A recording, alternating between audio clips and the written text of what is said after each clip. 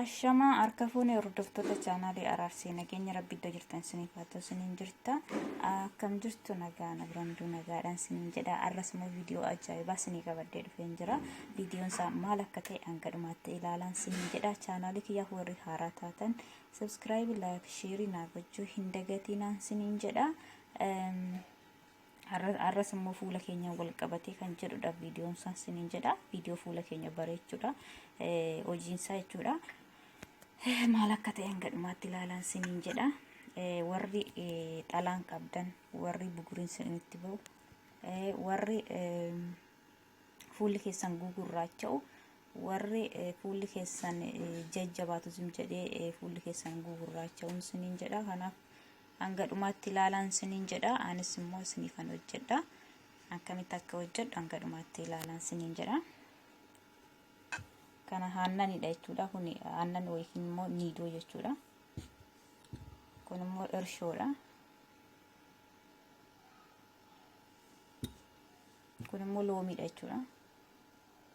Viidiyoon kiyya xiqqoo ishiin gurraachaa dhiifama isiniin jecha. Irshoo maankaa lamatti godhadhe, maankaa sukkaaraa jechuudha. Maankaa sukkaaraa ganitti godhee booda loomii gimmaashadha kuni tan cuunfaa jechuudha.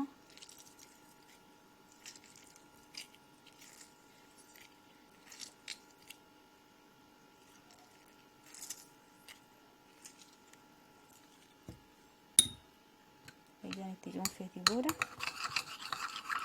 akkasitti waliin dhahanna jechuudha.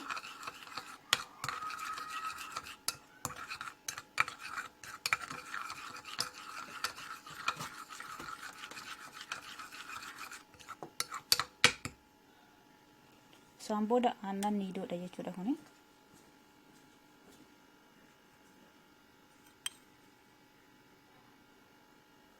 Maankaa lama jechuudha.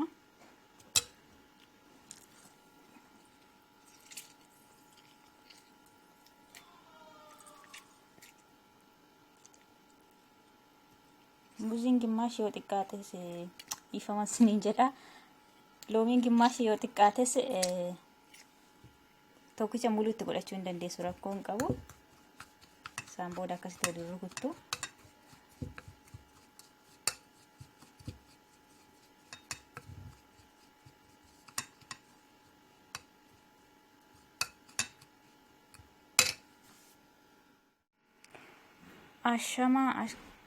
Ashamaa harka fuunee hordoftoota chaanaalii Araarsee nageenya rabbi iddoo jirtanitti isiniif haa ta'u isiniin jecha. Akkam jirtu ana biranduu nagaadha galata rabbi. Arras immoo viidiyoo ajaa'ibaa isinii qabadhee dhufeen jira jechuudha. Viidiyoon isaa maal akka ta'e hanga dhumaatti ilaalaan isiniin jedha. Akkas gootaniiti booda kun weeraa zayitiidha jechuudha. Weeraa zayitii yookiin immoo zayitooniidha. Isa xiqqoo ishiitti godhattu.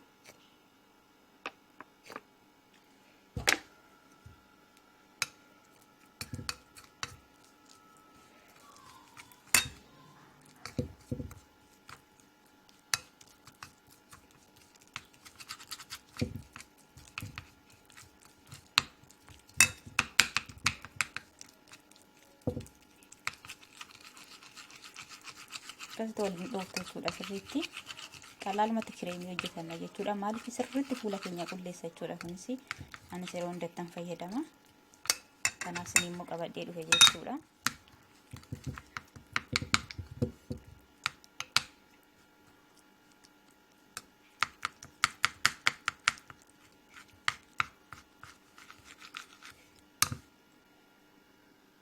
Akkasittiin jechuudha. Sirriitti fuula keessan qulleessaa, batalee warri xalaan isin rakkisu jechuudha. Yookiin immoo buguriin isin irratti ba'ee buguriin sun eega badeeti booda fuulli keessan hin gugurraachaa jechuudha. Gisee tokko fuulli keenya akkasitti hin gugurraachaa. Isa gurraacha isa sana nurraa qulleessa jechuudha. Sirriitti nurraa qulleessa, sirriitti hadii nutsuu nu taasisa fuula keenya. Yaa akkuma dura isiniin jedhe niidoodha jechuudha. Kun niidoo namni wallaaltan hin jiru. Niidoo aannan daakuu aannaniiti jechuudha. Kun immoo irshoodhuma daabboo ittiin hojjennu yookiin keekii ittiin hojjennu jechuudha. Fi weeraa zayitiidha jechuudha. Kun akkasitti isa walitti eega gootaniiti booda hin dibattu jechuudha. akkamitti mee akkamitti akkan dibadhu amma dhumaatti na wajjin turaan sinin jedha sin fuulduratti dibadheen sinitti agarsiisan sinin jedha sirriitti fuula keenya bareecha mushurraa taasisa. Kanaaf sinis immoo akkasumatti itti fayyadamuu dandeessu sinin jedha waanuma mana keenya keessatti argamudha waanuma naannoo keenyatti argamu waan ta'eef sirriitti itti fayyadaman sinin jedha sinis itti fayyadamuu dandeessu anis immoo fuulduratti dibadheen sinitti agarsiisan sinin jedha nu wajjin tura. Asheerota kunoo akkuma dura sinin jedhe daafeen jira jechuudha sirriitti waliin dha'ee jira jechuudha akkuma waan maashinitti akkamitti jechuudha. Qalaalumatti keenya hojjenneera jechuudha mana keessatti sirriitti fuula keenyaaf ta'a jechuudha kan dura sinin jedhe.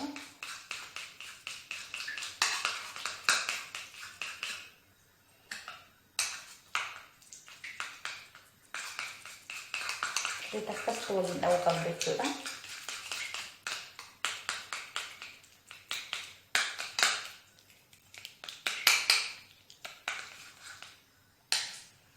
Asittiin jechuudha manan dibadha.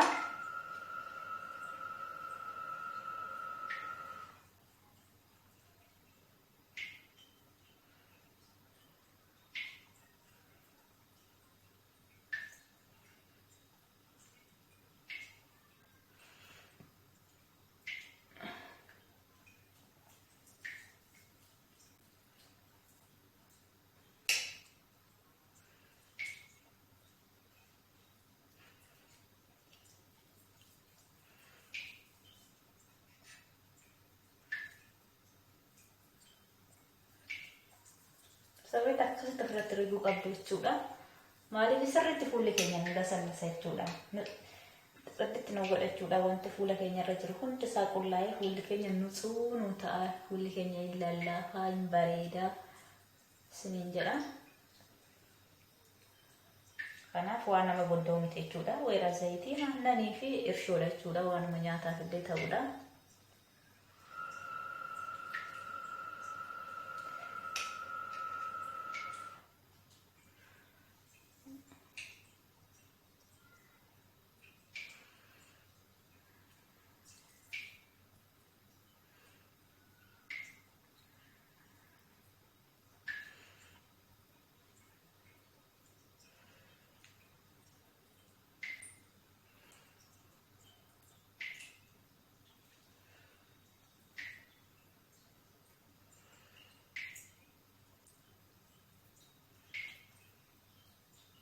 Sirriitti akkasitti ofirratti riguu qabdu.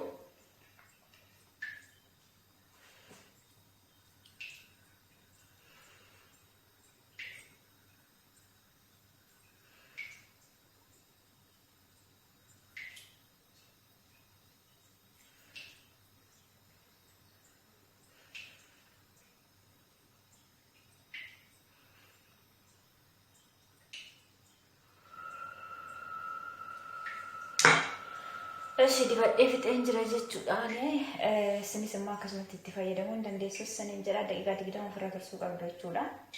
Sirriitti fuula keenya sinii bareessaa sirriitti cululluqsallee jechuun yaani wazaammaa godha lallaafaa jechuudha fuulli keenya lallaafaa hin bareeda fuula keenya irratti homtuun argamu fuula keenya sirriitti qulqulluu nu taasisa jechuudha.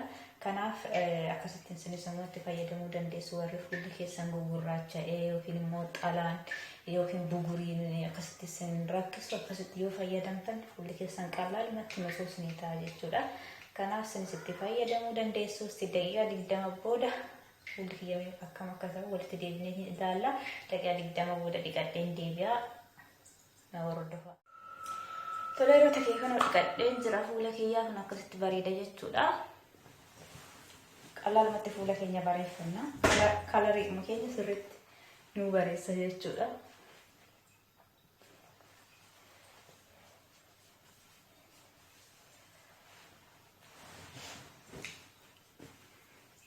Kun akkasitti fuulli koo bareedee jira sinin jedha.